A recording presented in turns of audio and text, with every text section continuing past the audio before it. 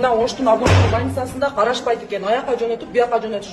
Вообще иштебейт биздин Кыргызстанда. Закон иштебейт. Адам өлүп атса ham карашпайт.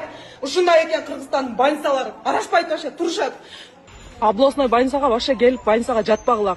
Карабайт, адам өлүп атса да карабайт бул жер. Мына мен өлөйүн деп келсем, приемныйга жөнөтөт, кайра бул жака жөнөтөт. Адам өлүп атса ham карабайт биздин кыргыздардын больницасы. Карабайт, акча алгандан башка, коррупциядан башка эч нерсе билбейт. Өлөйүн деп турсам ham кабыл алышып карашпайт. Неге ушундай иштейт? Мына вообще кабыл албай коюшту азыр. Акча, бар жок жер акча. Адам өлүп атса да карашпайт вообще. Келбегиле ошо областной больницасына. Урматтуу мекендештер, биздин Кыргызстанда мына ачык эле сөздү айтайын. Милицияларга, больницага күнүм түшпөсүн экен.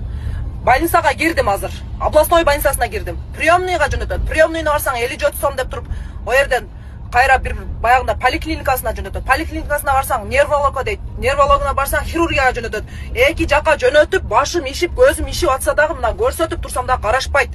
Ошо областной больницасына кирдим. Ояка жөнөтүп, бияка жөнөтүп, аз городская больницага кетип атам. Ошто 3 больницага бардым бүгүн кечке, сетирейп, саат уже 2 болуп атат.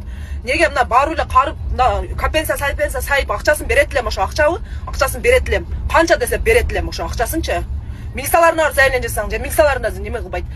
Ким не десе дедисин, уже мнерден болуп кеттим. Мына ачык сөздү айтып чыгайын, адам жаны кыйналаса ham карабайсыңар. Беттим каралам, мына жарым ишип неме болуп кеткен. Мындай адам ооруп барат, башка болуп барат, карайт да, барып алып путун учкаштырып, телефон чукуп отурушат кыздар,